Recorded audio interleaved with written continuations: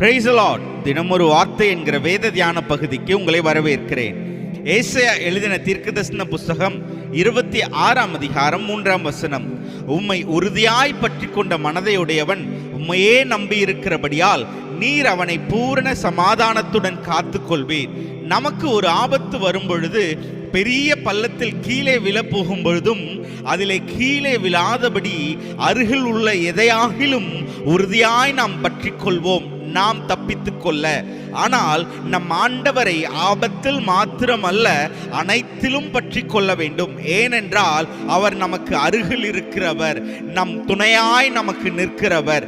இங்கே பற்றி கொள்வதை மாத்திரமல்ல, நம்பி இருக்கிறதை பற்றியும் சொல்லப்படுகிறது. அவரையே என்று சொல்லப்படுகிறது. ஒரு நபரை குறித்து சொல்லப்படுகிறது. அந்த ஒரு நபர் யாராம்? இயேசு கிறிஸ்துவே. எதை சார்ந்து இந்த நாளில் நாம் வாழ்கிறோம்? இயேசுவை சார்ந்து வாழ வேண்டும் என்று வேதம் வலியுறுத்துகிறது. இப்படியே அவரை பற்றி கொண்டு அவரை நம்பி இருப்போருக்கு எந்த காரியம் பரிசாக கொடுக்கப்படுகிறதாம்? பூரண சமாதானம் என்று வேதம் சொல்லுகிறது. பூரண சமாதானம் என்றால் நிறைவான சமாதானம் நமக்கு அளிக்கப்படுகிறது.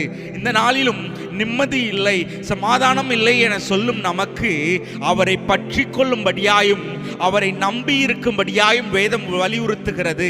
எதற்காகவாம்? அந்த பூரண சமாதானத்தை அவர் நமக்கு அருளி அதை காத்து கொள்கிறவராக நம் இயேசு கிறிஸ்து இந்த நாளிலே நம் அருகில் இருக்கிறார். அவரையே நம்பி இருப்போம், அவரை விசுவாசிப்போம். ஆமேன், ஆமேன்.